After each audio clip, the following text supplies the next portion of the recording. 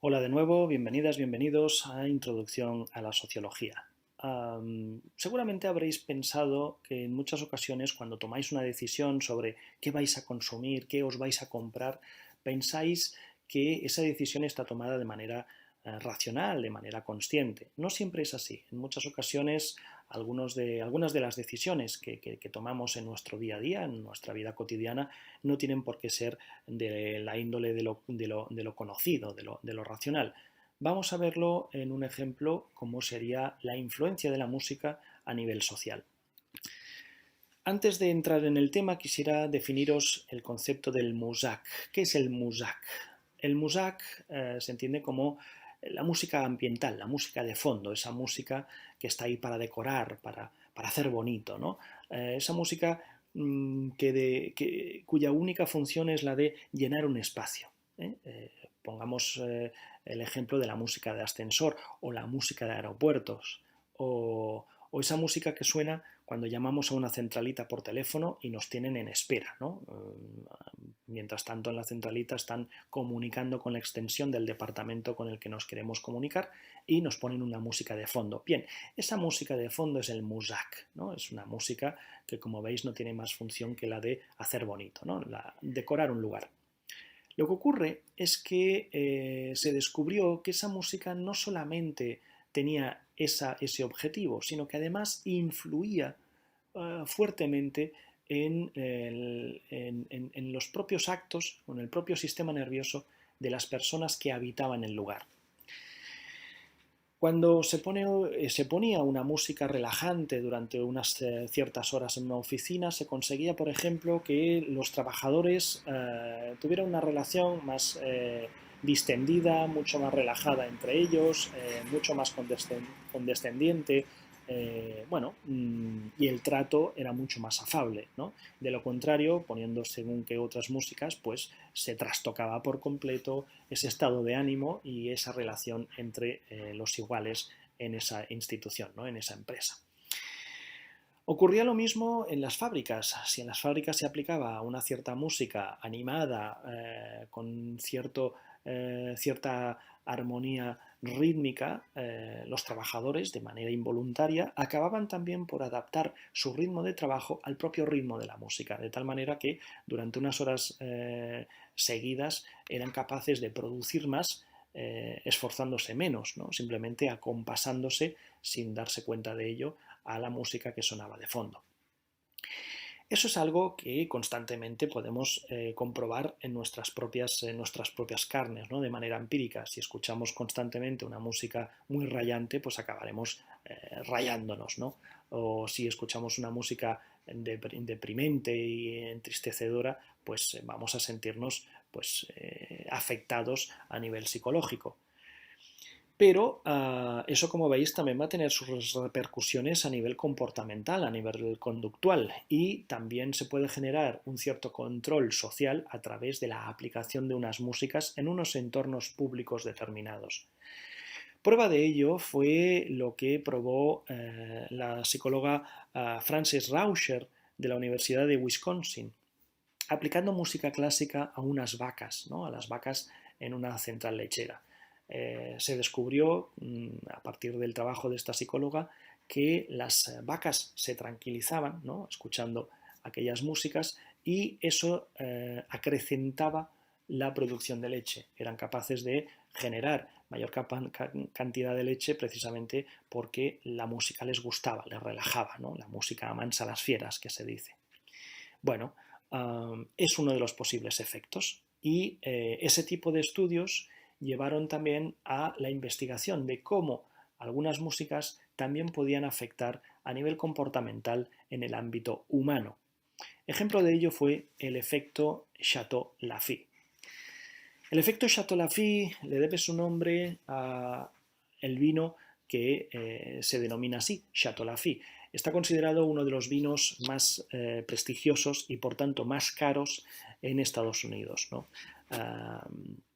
Bien, se descubrió que en algunos restaurantes de lujo, de cierto postín, de cierto ringo-rango, en restaurantes caros, por decirlo de una manera muy reduccionista, muchas personas que acudían allí, al oír música clásica de fondo, a la hora de tomar una decisión sobre qué platos iban a consumir, generalmente escogían aquellos mucho más elaborados, mucho más sofisticados y consecuentemente mucho más caros de toda la carta de platos que se les ofrecía.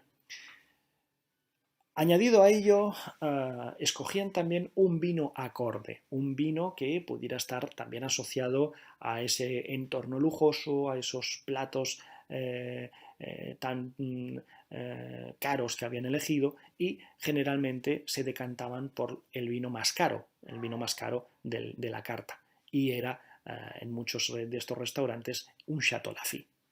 Bien, muchos investigadores, tanto de la sociología del arte como también de la psicología de la música, descubrieron que determinadas músicas quedan asociadas a un estilo de vida.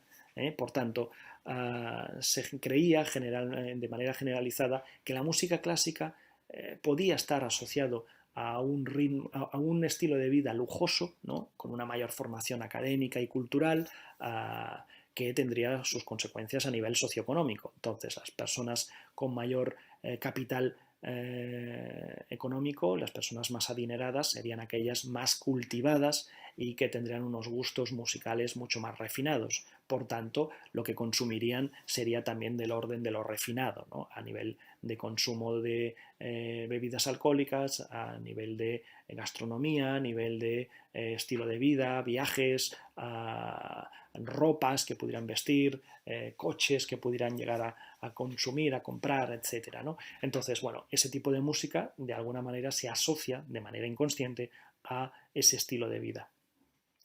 Como veis, aquí lo que se hace es dotar de un valor añadido al propio significado de la música. La música por sí misma no significa nada, pero en determinado lugar, asociándolo a un entorno contextual concreto, se le daba un valor que previamente no tenía, ¿no? Hasta el punto de que todo lo que estaba circunscrito dentro de ese marco cultural adquiría ese valor de lo lujoso, ¿vale? De la misma manera nos podríamos encontrar que determinadas músicas consideradas más valoradas por la baja cultura, en ciertos entornos lo que hace es subrayar ese ámbito de lo marginal, del polo opuesto de lo que sería un efecto Chateau Lafite.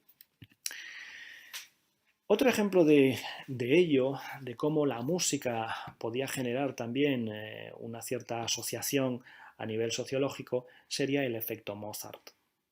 El efecto Mozart surgió a partir de las sospechas de algunos psicólogos que creían que escuchar música clásica, y en concreto la música de Mozart, podía de manera regular acrecentar la capacidad intelectiva y cognitiva de las personas, ¿no? de aquellos oyentes que regularmente, de manera diaria casi podríamos decir, se habituaban a la música de Mozart.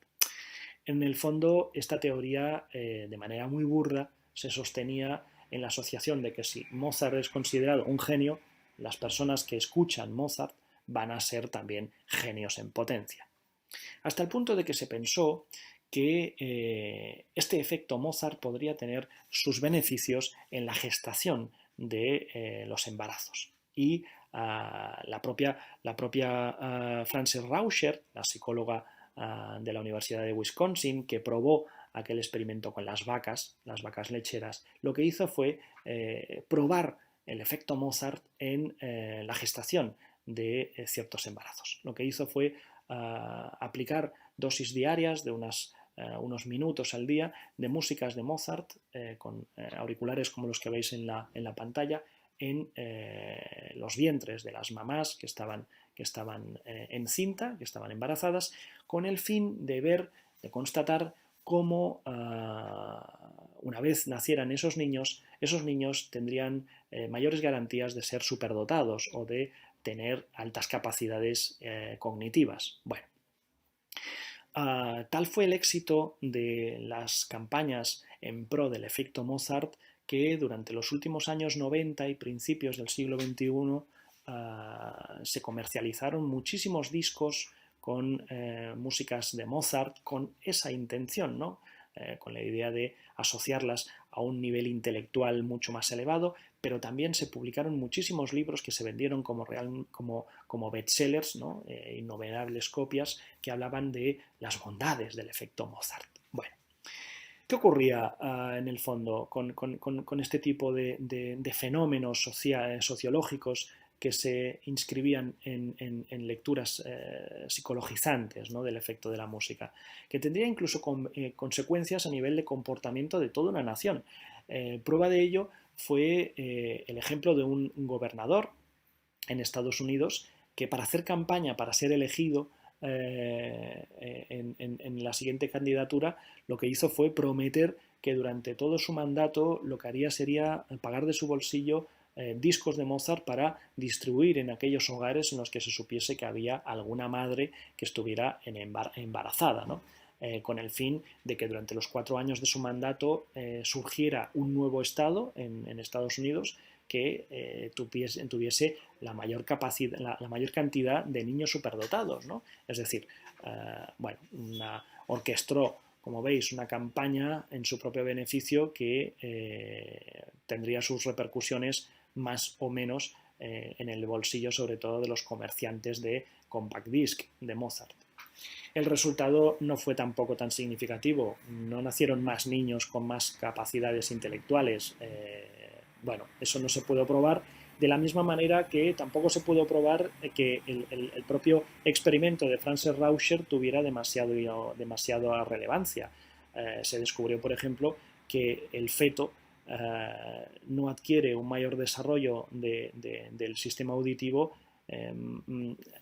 hasta no alcanzar el 8º mes de gestación. Entonces, durante todo aquel tiempo, el feto no había oído más que un ruido, un zumbido incómodo, pero apenas había vislumbrado o dilucidado o distinguido ninguna nota musical, ¿no? Fuese Mozart o fuese Metallica. Realmente aquellos bebés no presentaban mayores capacidades intelectuales, ni tampoco en los años posteriores.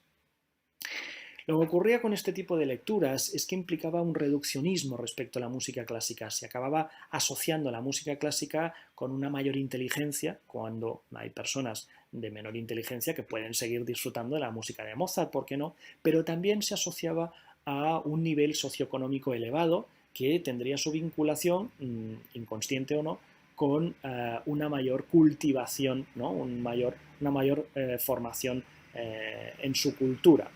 Bien, es verdad que hay sociedades de menor nivel cultural que también disfrutan de la música de Mozart. La música de Mozart no tiene por qué ser algo exclusivo de las clases pudientes.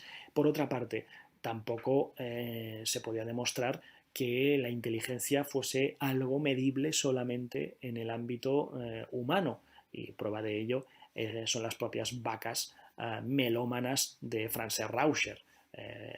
Una vaca que es capaz de dar más leche porque escucha a Mozart es una vaca súper inteligente. Bueno, es algo que esta psicóloga no llegó a responder. Frente a todos los experimentos que intentaban probar que esto del efecto Mozart no era más que una excusa para vender discos y para vender bestsellers, empezaron a surgir muchísimos estudios contrarios, ¿no? Que lo que hacían era remarcar esa lectura clasista y exclusivista de la música clásica, cuando en el fondo no tenía por qué haber una asociación directa entre música clásica y ser rico o ser sofisticado o tener una alta cultura, ¿no? De la misma manera, tampoco podía considerarse que la música tuviese efectos en el orden de lo biológico, como pudiera ser cambios en la propia gestación del feto durante los 9 meses de embarazo, ¿no? La música es algo más contextual, más sociológico, que no algo biológico, ¿no? Aunque en efecto tenga o no sus influencias a nivel psicológico. Y lo que sí quedaba claro es que cualquier música que se aplicara a cualquier entorno social podía ocasionar cambios a nivel comportamental. Un lugar en el que de repente suena música despierta la atención de las personas que están allí hasta que se acostumbran y ya la música deja de tener su efecto inicial, ¿no? Y de la misma manera ocurre en entornos en los cuales se cambia la música de repente, que puede provocar el rechazo o la atracción de las personas que hay allí en ese lugar. Y ejemplo de ello lo tenemos en muchísimas tiendas de ropa. Muchas tiendas de ropa que utilizan una música machacona, asociada precisamente a la contemporaneidad, que buscan precisamente enganchar a un público más joven, mucho más incapaz de tomar decisiones conscientes, y que lo que va a hacer va a ser consumir rápido, comprar cualquier cosa y marcharse casi de inmediato. Esa música apenas permite pensar de manera racional sobre la decisión de esa compra, ¿de acuerdo? Pero sí que le ha atraído para poder entrar en la música, en la tienda, esa música que sonaba de fondo. Bien, si os interesan estos temas, os invito a buscar estas referencias que podréis encontrar en muchas bibliotecas y librerías especializadas. Y yo me despido hasta la próxima ocasión.